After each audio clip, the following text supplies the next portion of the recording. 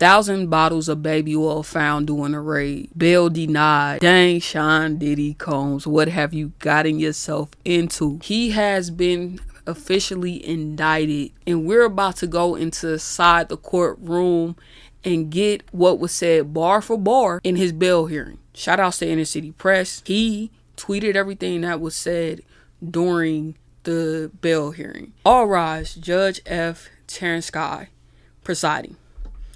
Assistant U.S. Attorney Emily Johnson intros other AUSA. Agno Fellow, we represent Sean Love Combs here besides me.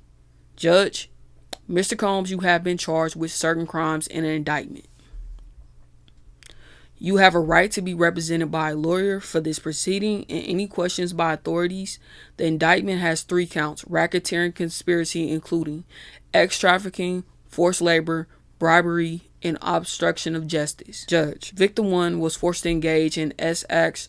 You are charged with knowingly transporting an individual to engage in pros. Counsel, have you received the copy? Agnefellow, yes. Judge, Mr. Combs, how do you plead? Not guilty.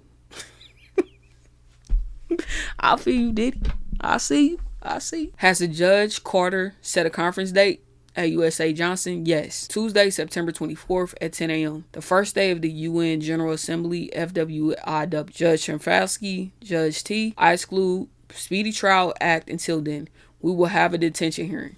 AUSA Johnson, these crimes carry a maximum sentence of life in prison or death. There is a risk of flight, and that person will obstruct justice or attempt to intimidate a witness. This is a presumption case based on ex-trafficking. Judge T. Mr. Combs, the government bears the burden of establishing that you are a danger to the community. Government. AUSA. The defendant, Sean Combs, abused victims for decades. He used the vast resources of his company to commit and cover up his crimes. Pre-Child Services agrees he should be detained after interviewing him. Now he's facing significant charges and mandatory prison time. We request an order of detention. We submit detailed letter in this morning. He set up freak-offs, forcing sex and masturbating during it. He also filmed some of them. He stocked the room with narcotics so that female victims would continue for multiple days. The defendant committed other physical assaults, kidnapping, and arson. He surrounded himself with and uses firearms, including the 3 defaced AR-15s we seized, 1 in LA, 2 in Miami, in his bedroom closet. The indictment charged bribery and obstruction of justice. Let me give an example. March 5th, 2015, at the Intercontinental Hotel in LA. This closed in May of this year. The incident is crucial. It is a recorded example of use of force. The victim sought to leave freak-offs and she assaulted her.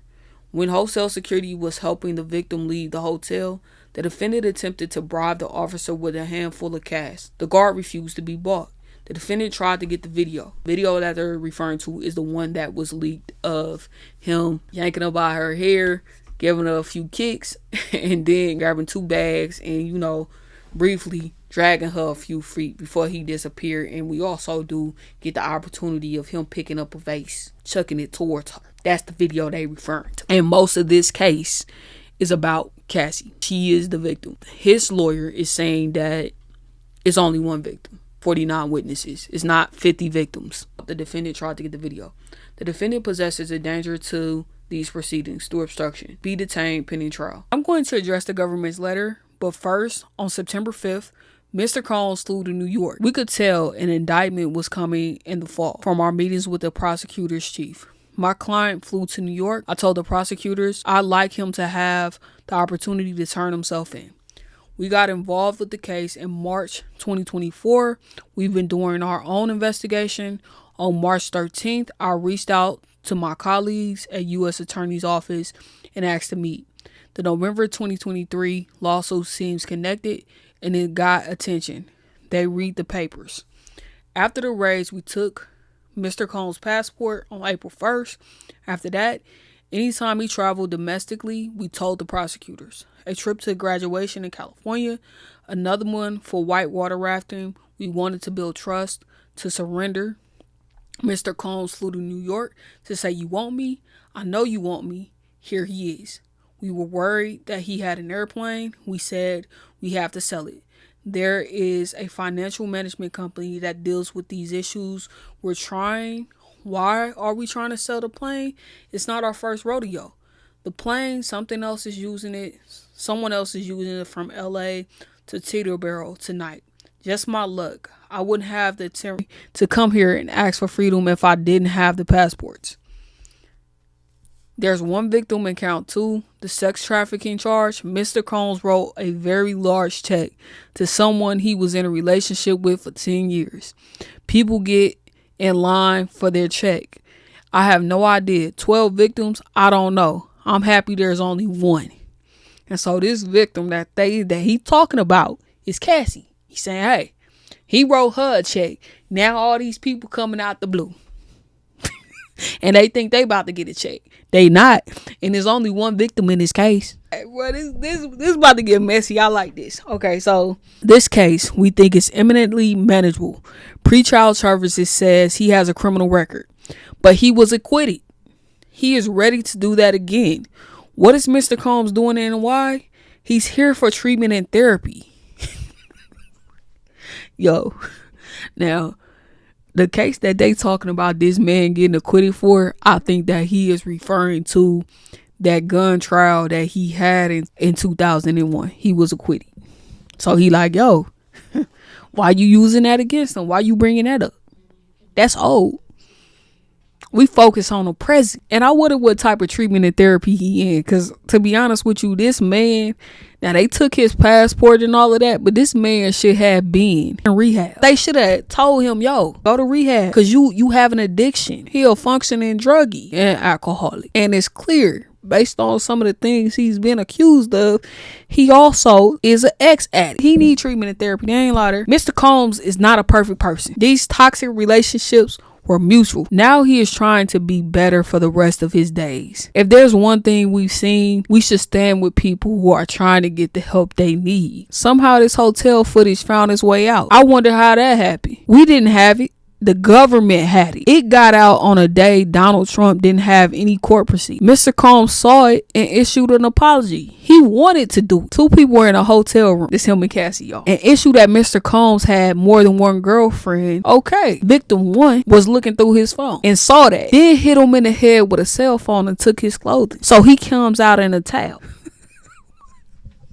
He clocking T, y'all. See, because when we looked at the footage, we see him chasing after her, but we don't know up until now what occurred in that room. Now, Cassie did say in or around March 2016 during a freak off at the Intercontinental Hotel in Century City, Los Angeles, Mr. Combs became extremely intoxicated and punched Miss Ventura in the face, giving her a black eye. After he fell asleep, Miss Ventura tried to leave the hotel room, but as she exited, Mr. Combs awoke and began screaming at Miss Ventura. He followed her into the hallway of the hotel while yelling at her. He grabbed at her and then took a glass vase in the hallway and threw them at her, causing glass to crush around them as she ran to the elevator to escape. She managed to get to the elevator and when she got to the lobby, quickly took a cab to her apartment. This my opinion. When you put these two statements together, he was asleep and Cassie went through that phone. He ain't just flip out on her and she was like, oh, you cheating on me. Cassie was probably peed off about this situation. Why? Because she had just engaged in a freak off to appease him. And here it is, you still cheating on me. Boom. Wake up. Nah. They both assaulted each other. And both parties is wrong. Because one thing that I do not like is DV. I don't care who's committed it. Whether it be committed by a man or a woman. It is still DV. And what a lot of this is in society, we hold men accountable when they put their hands on women. But when women put their hand on men, we blow it off. We don't take it as seriously. Both of them should have kept their hands to themselves. Both of them was wrong. Now, he flew out that room, got his lick back, and got his bag. Do I think he should have responded like that? No, absolutely not. He should have kept his hands to himself. He's the person with something to lose. So because of that, you have to handle yourself and not lose control. Self-control is very important, regardless of how this person ticked you off and how she was wrong. Really, if he was being smart about it, he should have called the police and reported her for assault. If he was doing right, I think their relationship in general is going to, a lot of layers is going to be exposed. Her image is not going to be spared. A lot of stuff is going to be revealed about her character as well, and her involvement with some of this stuff. This was her civil lawsuit that he did not respond to, but now he's responding to these claims. These two people were in love. Victim 1 ended up marrying the trainer that Mr. Combs got her. They had been cheating on each other for years. But now she has 2 kids with the trainer. Years later, she realized she had a good thing with Mr. Combs. Now, what I think about that is this. One, I think Cassie, before she hit Diddy with that lawsuit, she was broke. She had a certain lifestyle that she was accustomed to. Regardless of how he did her wrong, etc., he was providing a lavish lifestyle for her. And a part of her missed that lifestyle. Now, mind you, she did reveal that she had medical bills and things of that nature because of some of the things that he put her through. I'm not denying that. But she also was accustomed to a certain lifestyle, and her husband could not provide that lifestyle for her. That, to me, is partially why she sued him. She has her lawyer call his lawyer and say she has written a book, but if you want to buy the rights, you'll have the rights for $30 million.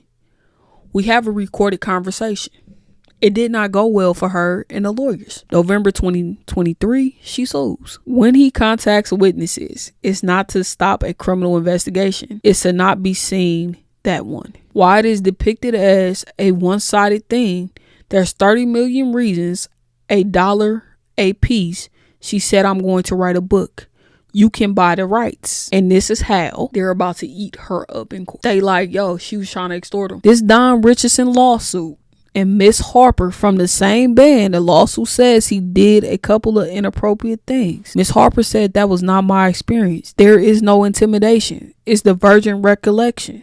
There's nothing wrong with it. I'm not even sure Don Richardson is a witness in this case. My client hasn't done a darn thing. We have interviewed at least 6 of these males. We asked, did it seem non-consensual? Anyone too drunk or too high? They also said no. Is it ex-trafficking if everyone wanted to be there? No, we don't want the federal government in our bedroom. The kidnapping, we spoke to the victim. She didn't use that word to us. One day, it may be heard Mr. Combs employs a security company. Mr. Combs has nothing to do with how guns are kept in his house.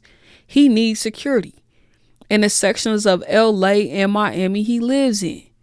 Did they do it wrong? Not for us to say. Not his guns. R. Kelly, that involved children. They can't consent. Jeffrey Epstein, children. Keith Raniere, children. We have a substantial bail package. Some family members are here. They love them. A $50 million bond secured by a $48 million piece of property. On August 20th, we paid off the $18 million mortgage. One day, we'll have a fair trial. We have substantial defense to each of these charges. Mr. Combs is handling this head on. He became a punching bag. He's built businesses from scratch. His father was killed when he was 2 years old. He's earned all of it. Mr. Combs has earned this court trust. I have nothing else to say. Judge, Ms. Johnson, in the rebuttals.